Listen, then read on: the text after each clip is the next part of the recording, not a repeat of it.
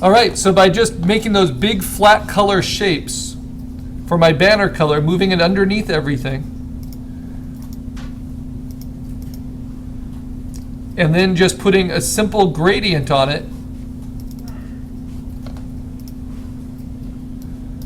it starts to give it a little complexity. Now we can also give it some more complexity, like an inner shadow, right? And that will help. But instead of it being a black shadow, I can change that color to something a little bit more interesting.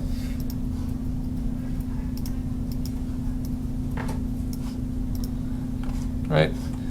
And then we can play with the size of it, the distance, like how soft it is, how hard edged. And that's going to make my banners look a little bit more dimensional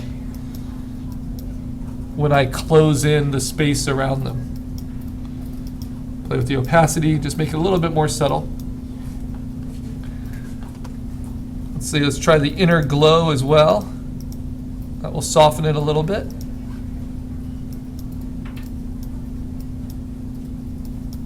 So it's basically we're giving duotone, we're giving shadows and highlights within our flat color just by using these layer styles. You can even just change the color by using color overlay and mixing in with another color and a different opacity. So if I wanted to experiment with my banners going a little bit more green,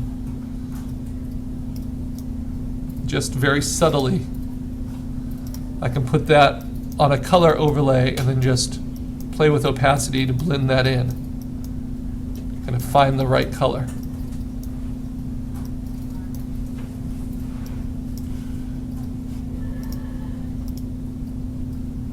Yeah, it's not bad. And then of course I can turn any of those off as I decide it's needed. Okay, once I have those effects in there now it's quite easy for me to go in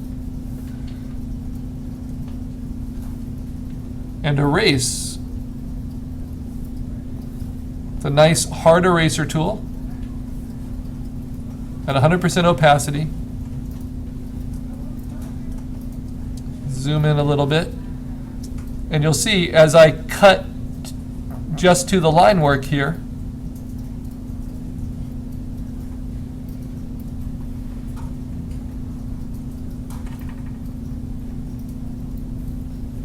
that layer style will move with me, just on the edges.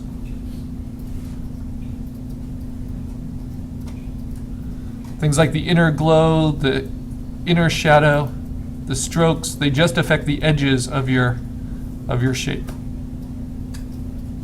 in that layer.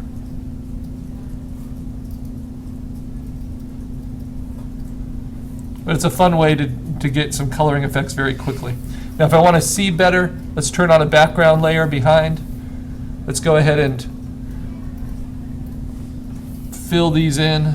So unlock them, then fill the entirety of the poster with the black. This is just to see our different coloring options. With a gray,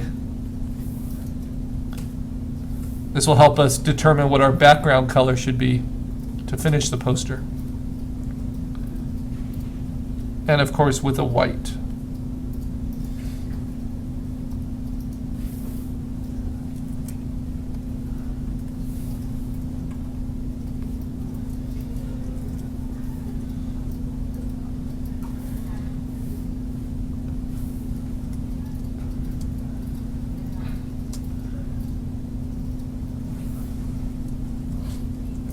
And I'll lock all of these again. Go back to my banner color layer. Clean it up. I'll put it on gray.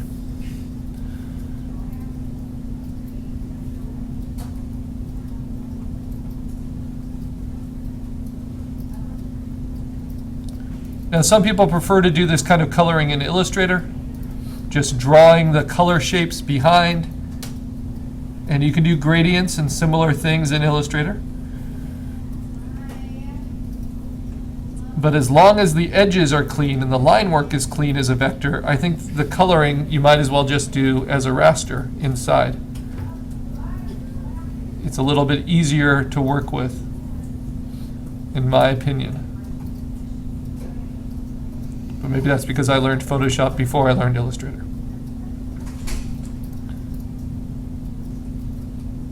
Remember, Illustrator coloring is like stacking pieces of paper, cutouts. In Photoshop, it's more like painting with paint and layering it up.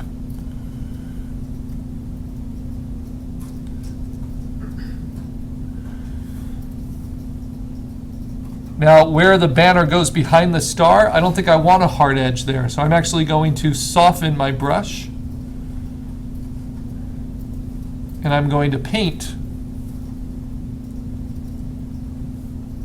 Let's see, what tool am I on? Oh, I was on the eraser. Soften my brush.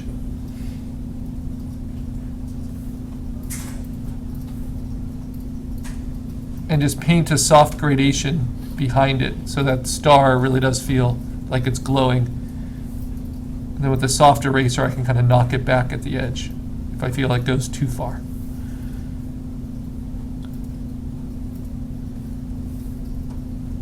So really, no matter what you do with your coloring, you're dealing with whether you have just flat color or whether you have kind of subtle shading, duotone in your color, highlights and shadows.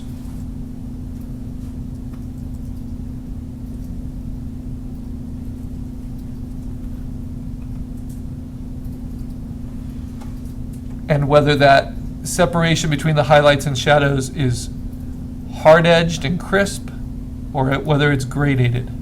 You can have a mix of all of those. Just depends on what you're coloring, what effect you want. It's digital coloring if it's behind an outline, even if that outline is not solid black. Right.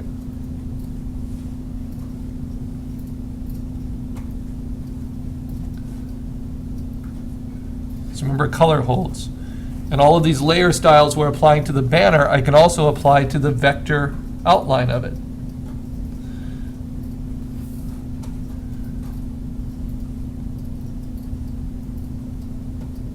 No shortage of options, for sure.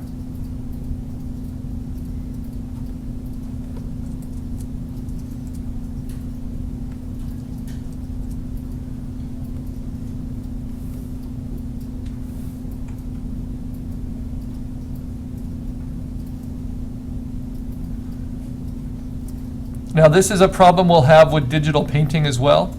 Every time you make a mark with your paintbrush or with your eraser, it records as a history state. So it takes up a lot of memory, and that's why we record at least 200 history states. And you have to save often to keep Photoshop from really slowing down.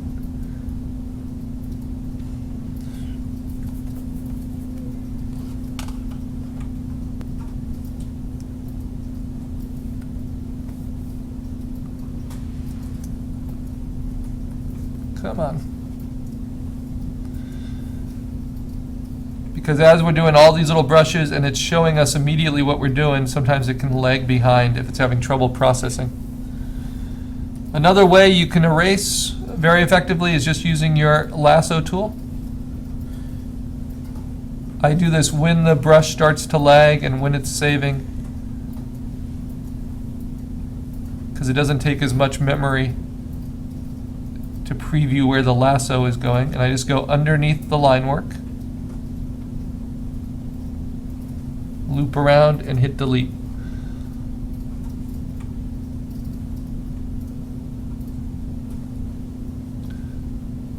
Whatever method you use for digital coloring, you get better and better at having a steady hand.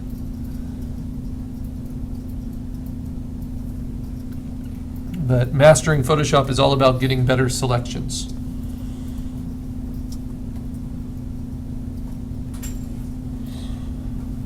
I still haven't dealt with the hamster, but I'll get there.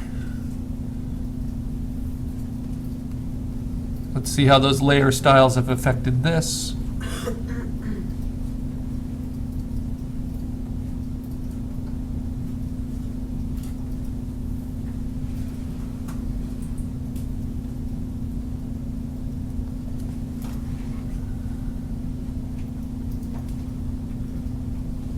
some of these soft transitions I want where the line work opens. I might go back and paint with a soft brush.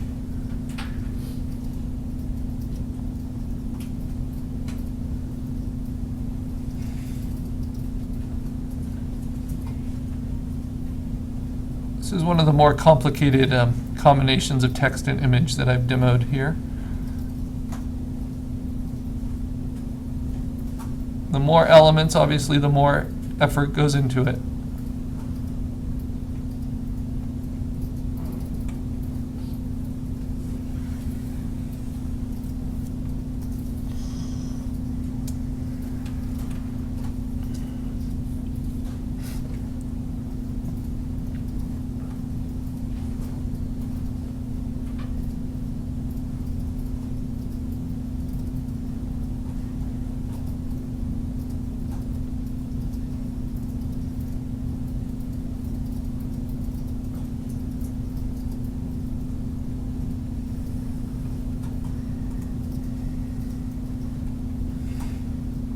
Oh, I like how the inner shadow worked there.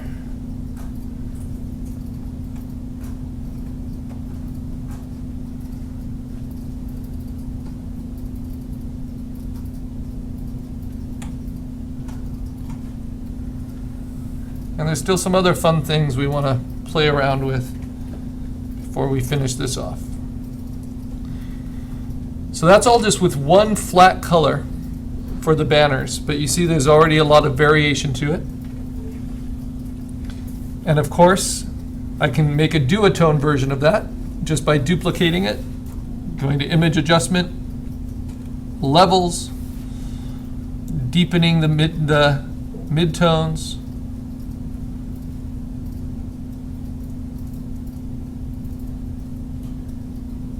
Just a little bit, be kind of a shadow value. And then maybe playing with its hue saturation as well.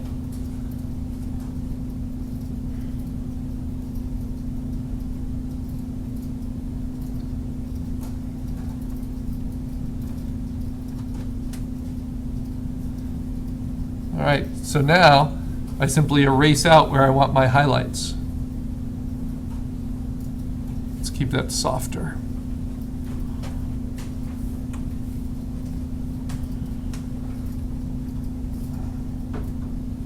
So I definitely want it to be bright where the text is, where the star is.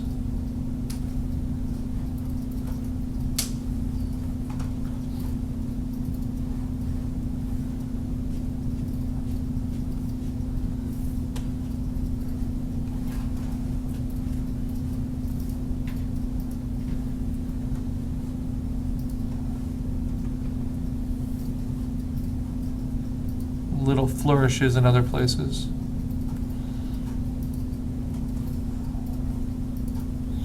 Okay, and then I can play with the opacity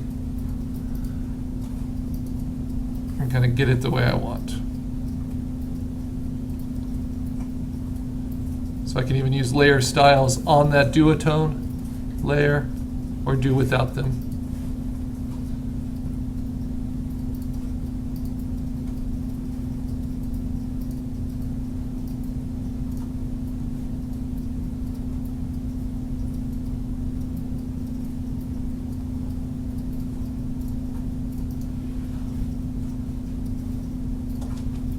Yeah, I like it. All right. Now, for coloring the hamster, let's pick some other colors. See if that duotone can help. Not really. All right. So when I use my dropper, I need to make sure it's doing all layers now. Sampling from all layers. So when I want to steal from somewhere, it doesn't have to be below what I've already done.